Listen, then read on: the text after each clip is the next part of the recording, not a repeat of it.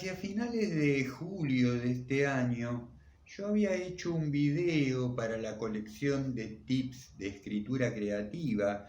Posiblemente, tal vez muchos de ustedes no lo hayan visto, porque en tanto que no les interese o que no se aboquen al tema de la escritura creativa, posiblemente pasen de esa colección, vean los otros videos. En fin, hubo un video que yo hice para esa colección que, dicho sea de paso, creo que está muy interesante al margen de si ustedes trabajan con escritura creativa o no. El tema de ese video en particular fue el tratamiento que le dio en su momento Roland Barthes al tema del haiku en un libro que él tituló La preparación de la novela. Decíamos en ese video lo curioso, ¿no es cierto?, de que un libro que tratara sobre la preparación de la novela comprendiera un capítulo bastante extenso de análisis del haiku como género, un género poético, ¿no es cierto?, de poesías muy breves, de origen oriental, y decíamos que si bien Barthes nunca lo explicitó, se entiende que, bueno, en un libro que trata del género mayor literario, mayor en extensión, ¿no es cierto?, como es la novela, de pronto incluye un capítulo, vuelvo a decir, bastante extenso de análisis sobre lo que sería la forma mínima de extensión literaria como representa el haiku. Bueno, muchas más características sobre el tema del haiku están tratadas en ese video, yo les dejo el link, véanlo, que creo que les va a resultar muy interesante. Sucedió que ese video al que me refiero ahora quedó ahí en una primera parte, porque el capítulo de Barthes es bastante extenso, profuso, detallado, con lo cual yo subí al canal esa primera parte para luego un día desarrollar la segunda. De hecho, el mismo capítulo acerca del haiku en el libro de Barthes está dividido en tres momentos, en tres partes, ¿no es cierto? Muchas veces quise retomar el desarrollo, la segunda parte de ese video, pero me encontraba ahí con que Barthes está tratando un tema muy particular, muy singular, que sin un tratamiento previo a mí se me iba a hacer un poco difícil dar desarrollo de esa segunda parte tal cual la presenta Barthes. En esa segunda parte de su capítulo, Barthes habla mucho acerca del proceso y el principio de individuación, tema que ya vimos en nuestro video anterior acerca del cuento de Borges En busca de Averroes. Entonces, bueno, me encontré que con el cuento de la busca de Averroes pude dar ahí una especie de enfoque introductorio a este tema, con lo cual ahora me quedaría allanado el camino para hacer esa segunda parte sobre el video del haiku, y valga este video entonces como prolongación del anterior, el del análisis del cuento de Borges, valga también como desarrollo de aquel video que había quedado ahí suspendido en su desarrollo en julio de este año, el de Barthes, y si da que valga también como un video con su propio peso específico de interés para cualquiera. Vuelvo a decir, no es un concepto fácil de analizar este del principio de individuación, el proceso de individuación. Ya dijimos en el video anterior que posiblemente hayan sido los alquimistas de la Edad Media y del Renacimiento quienes mejor asumieran esta idea del proceso de individuación y la asimilaran hacia su propia disciplina. En este sentido, Barthes dice, refiriéndose siempre al haiku, que el haiku es una forma poética que va hacia una individuación intensa, dice él. Esto lo dice en un parágrafo titulado Individuación de las horas. En el presupuesto que ya dimos, al que ya hicimos referencia en el video anterior acerca del haiku, de que hay dos dimensiones temporales. Una es la del tiempo que corre, la del tiempo cronometrizado, el tiempo del reloj, el tiempo que se nos escapa de las manos. Y otra dimensión del tiempo, que es la que más le interesa a Barthes, que es la del tiempo que hace, la del tiempo que actúa, la del tiempo verbal, ¿no es cierto? Y que a través del haiku se puede relacionar enseguida este tiempo que hace al tiempo de las estaciones del año, ¿no es cierto? Vuelvo a decir que en ese video anterior, previo, sobre análisis del haiku, vamos a recobrar todos estos detalles. Lo que me interesa a mí ahora es establecer cómo es que entiende Roland Barthes el concepto de principio de individuación, si es que lo entiende o si es que lo desentiende de algún modo, ¿no es cierto? Vamos que no es un tema fácil y que a mí me parece que muchos intelectuales se han perdido por esas irtes, tal vez porque no respondieran a sus propios temperamentos, a sus propias naturalezas. Esto lo vamos a analizar en un ratito. Volviendo a una posibilidad de individuación de las horas, Barthes dice que las horas no son unidades matemáticas, sino casilleros semánticos, exclusas, rellanos de la sensitividad. Confróntese con las edades. La cifra solo remite a una clase, se envejece por rellanos, por estadios, ¿no es cierto? Y pone como ejemplo un par de haikus, los dos primeros correspondientes a un autor, Isa, y al alba y al mediodía. El primero dice: el alba del día, sobre la punta de la hoja de cebada, la helada de primavera. El segundo, referido al mediodía: enredaderas deslumbrantes del mediodía, llamaradas entre las piedras. Y un último haiku atribuido a un tal Buzón, referente al momento de la noche, que dice: las praderas están brumosas, las aguas hacen silencio, es de noche. No voy a analizar ahora estos poemas, estos haikus, nada más lo agrego como material reflexivo respecto de lo que sí necesito que tratemos en este video. Nada más agrego algo que dice Barthes sobre estos tres haikus, que dice: nótese que se lee el efecto y no el paisaje, que es casi inexistente. Un gramo de referente, una difusión poderosa de efecto. El haiku está en el código diferente a la subjetividad occidental en el nivel poético. Vamos que se entiende por analogía la naturaleza del principio de individuación, y por eso ahora yo estoy acercando estos elementos antes de ir a una racionalización más occidental, si se quiere, del tema. Barthes agrega que hay un humor de las horas, ¿no es cierto? Que cada cual, cada sujeto tiene su buena hora y su mala hora, sin que esto signifique un juego de palabras. Barthes aquí sí es muy claro, dice: para mí la mala hora es la que no me gusta. Hay horas chatas, sin dinamismo. Está la hora de la muerte de Cristo. Retomando el tema de la individuación, Barthes dice: he hablado varias veces de individuación, de la estación, del tiempo que hace, de la hora como individuación. Voy a insistir un poco en esta noción. Filosóficamente es una noción a la cual el último Deleuze le acuerda, creo, mucha importancia. Sí, no sé hasta qué punto le acuerda mucha importancia. Deleuze es otro de esos autores a los que le gusta jugar con conceptos que vienen de una dimensión de la cultura o de otra y los combina con sus propias entelequias, y un poco se divierte con eso, me parece a mí. De cualquier manera, no sé qué tanto buen uso sabe darle Deleuze a ciertas ideas, tampoco Barthes. Dice que a esta idea de la individuación, dice Barthes, como siempre la tomaré bastante groseramente, como una dirección, una palabra que insiste con respecto a lo que excluye.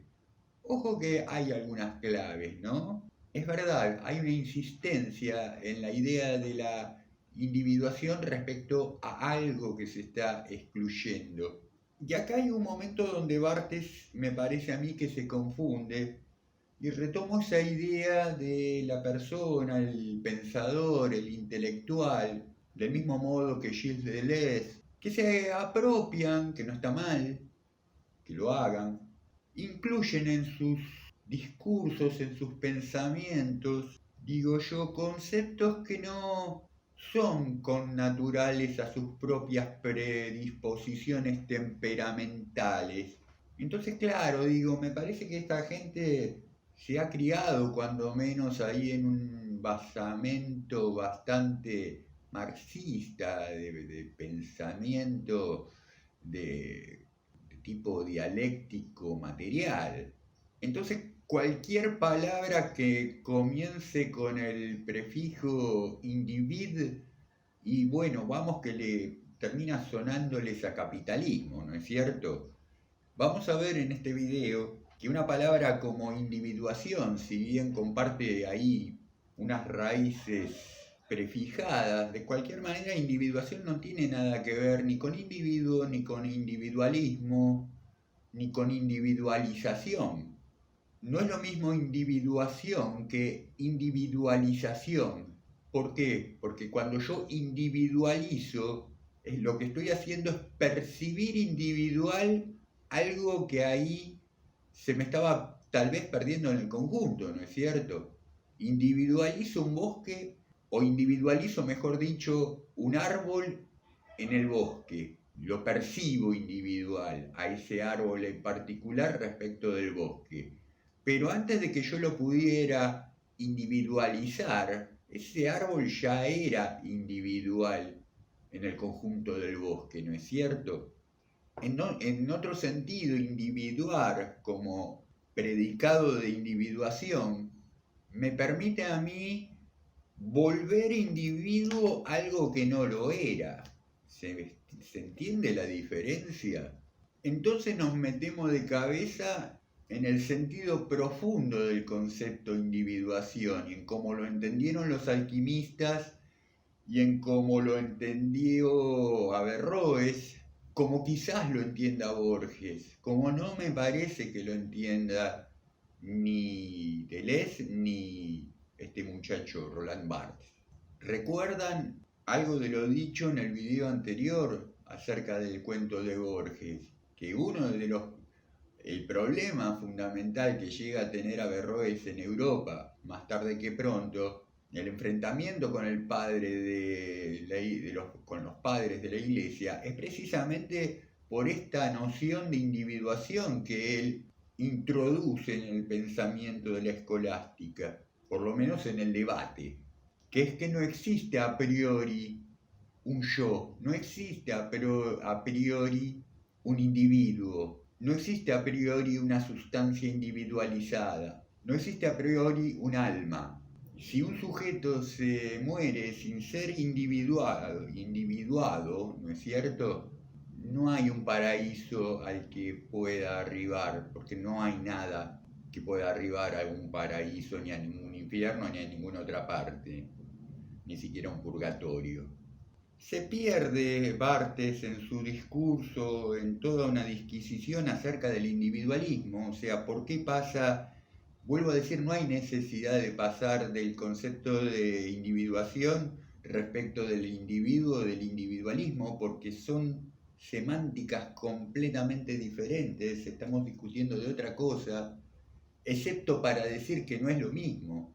Pero él continúa como si hubiera algún tipo de parentesco, entonces habla de que el individualismo está desacreditado, habla de un individualismo desacreditado, confrontándolo con Sartre, en la crítica que le hace a la democracia burguesa, más la crítica marxista, más la crítica de izquierda, a lo que con un tono burlón dice, verdadera conjura contra el individualismo. Vamos a hablar de individuación, no de individualismo.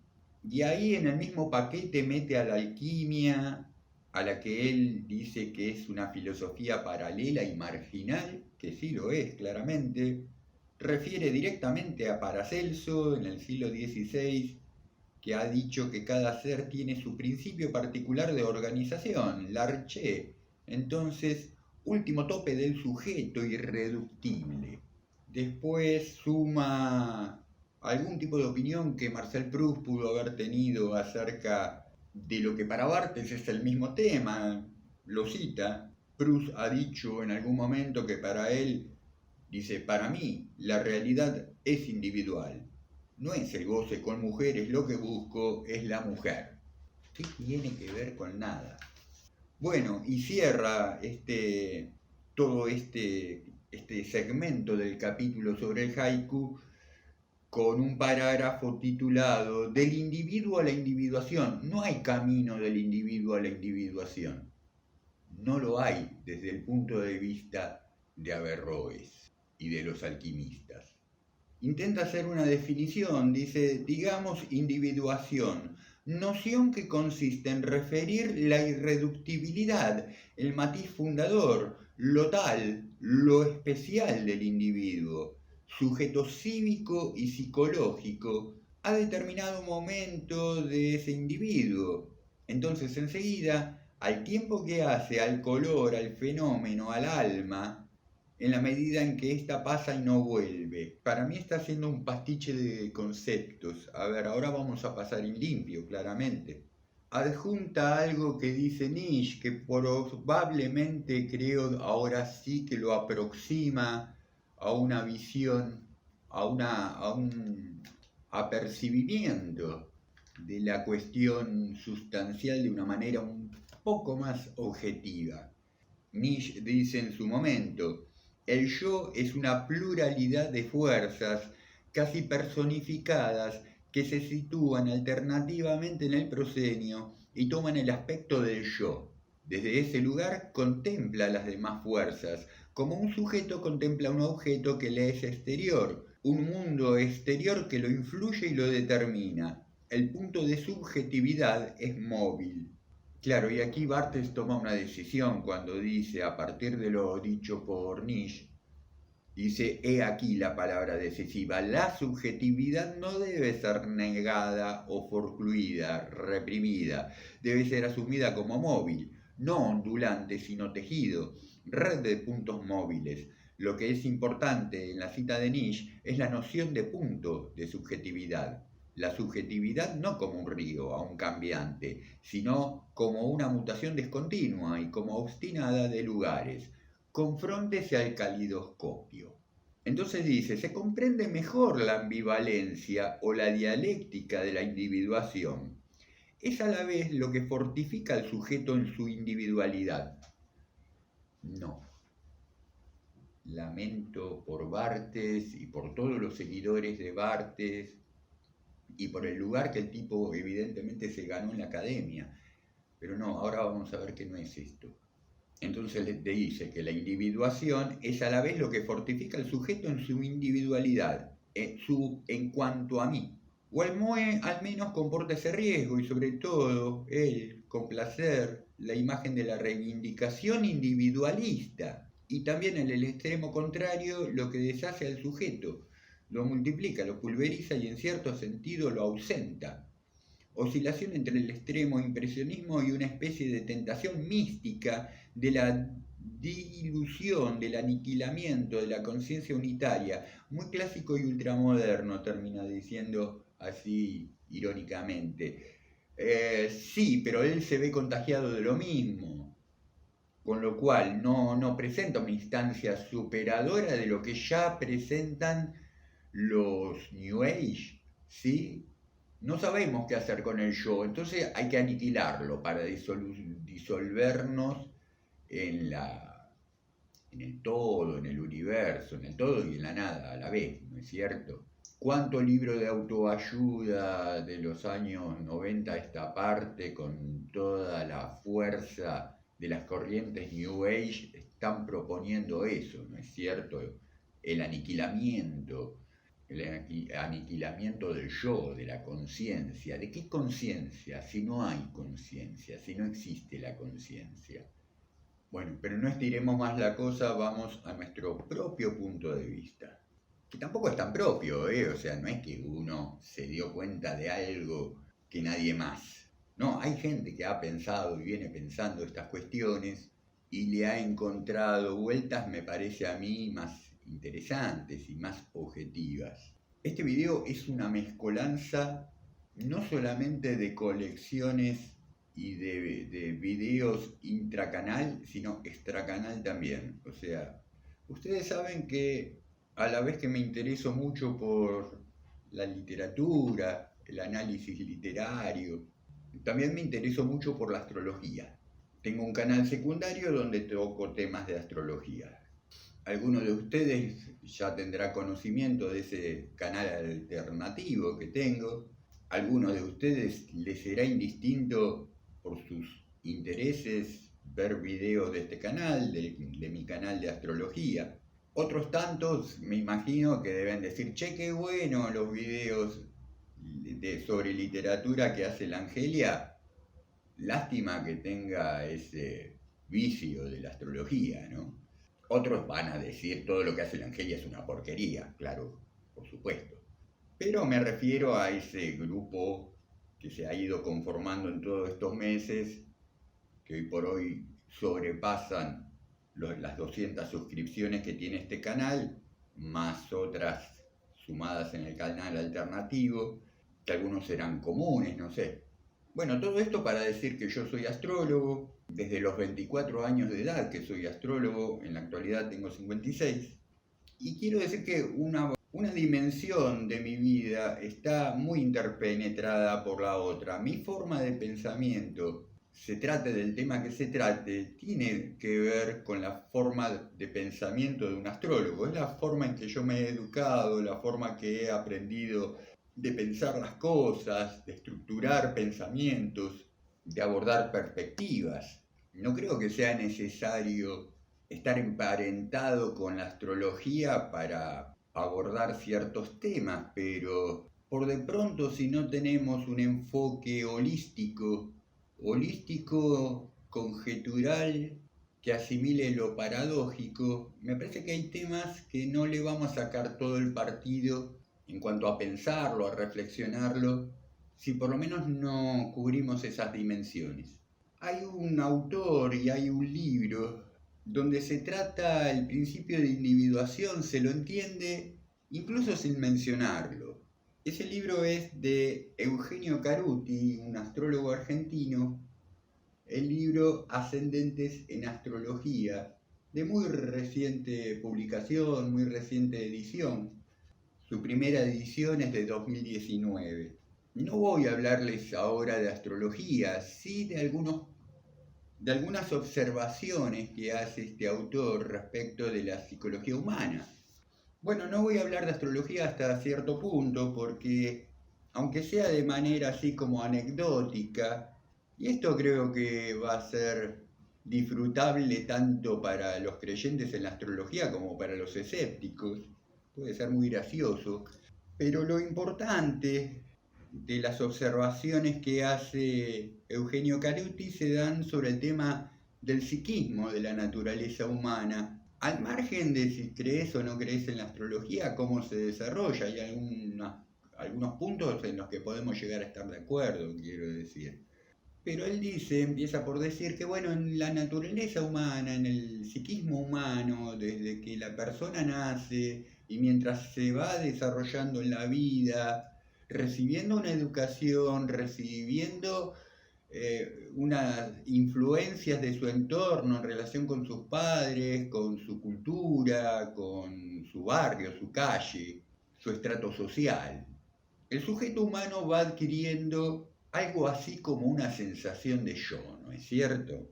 Que viene a ser esa sensación de yo, viene a ser el resultado de una polarización en el psiquismo, ¿no es cierto? Hay una cantidad de cargas energéticas en la propia estructura psicológica, algunas con las cuales me identifico y otras con las cuales me repulsan, me producen rechazo, ¿no es cierto?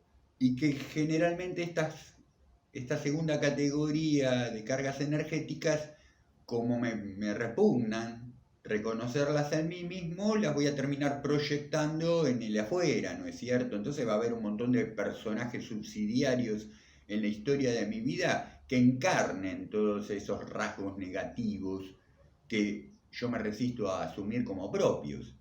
¿Cómo me doy cuenta de esto? Por las repeticiones, ¿no es cierto? Tantas veces a una persona la estafan en la vida, sucesivamente, hasta tanto no asuma, no digo que tenga que asumir en sí mismo que es un estafador, pero sí cuánto de una naturaleza dual hay en sí mismo que por no asumirla, por no asimilarla, por no observarla, puede por de pronto resultar confuso a su entorno más inmediato, por ejemplo, ¿no es cierto?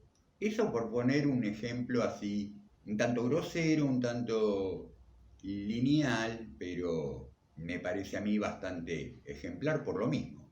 Entonces se está hablando de lo mismo, Caruti, no hay un yo esencial, ¿no es cierto? Yo, creyente de la astrología, miro mi carta natal y me identifico un montón de cuestiones de la carta natal con mi vida y con todo lo que se me relaciona, ¿no? Entonces digo, el yo real es mi sol y mi ascendente es como me ven los demás y la luna es mi mamá y Saturno es mi papá y Mercurio son mis hermanitos. Y otro montón de planetas que no tengo la menor idea, ¿no? Neptuno, Urano, Plutón, no sé quiénes son, no me hago cargo de eso, no lo veo, no lo registro, no los conozco. Si bien las formas externas se me vienen encima, ¿no es cierto? Se produce ahí, dice Caruti, una homeostasis del sistema. Lo que aún no está recorrido e integrado en mí tiene que estar afectándome fuera de mí. No queda otra, ¿no es cierto?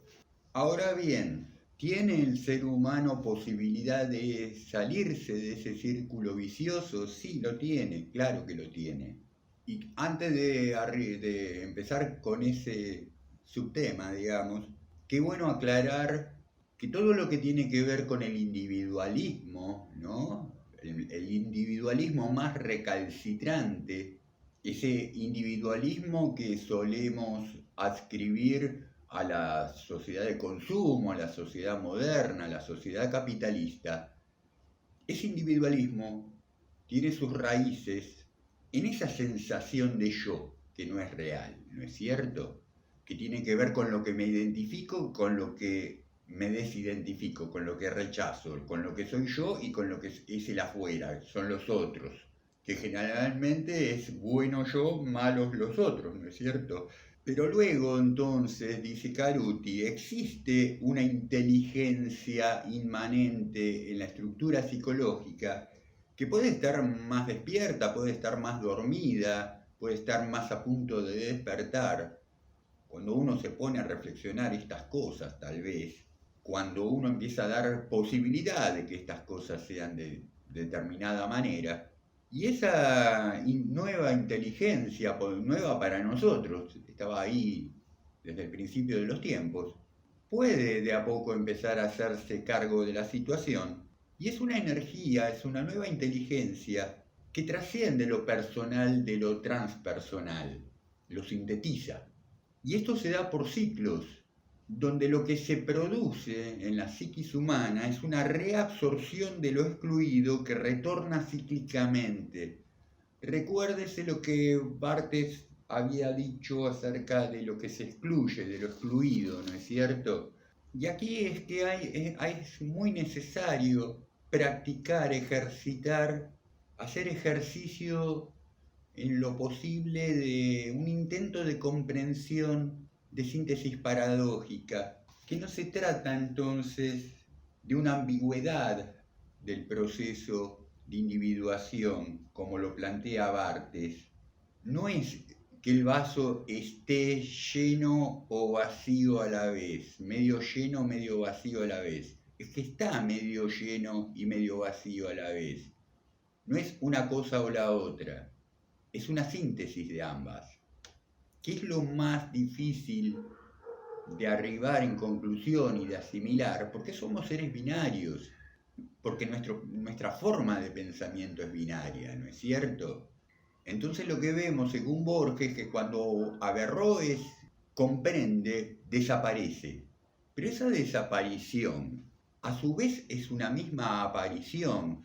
Borges no da cuenta de esta paradoja, me parece a mí, no da cuenta de eso, pero vamos que trata, por lo menos su tratamiento del tema es poético, y la poética siempre va a comprender lo paradójico.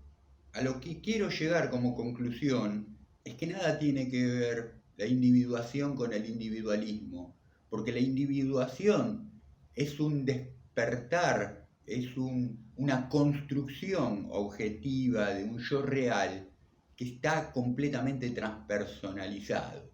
Uno es en los otros y es en sí mismo, pero no se trata entonces, como decían las corrientes New Age, de un aniquilamiento del yo. No, porque si si lo poco que tengo de yo, si esa mínima sensación de yo que tengo, la aniquilo, bueno, ¿qué queda para relacionarse con lo demás?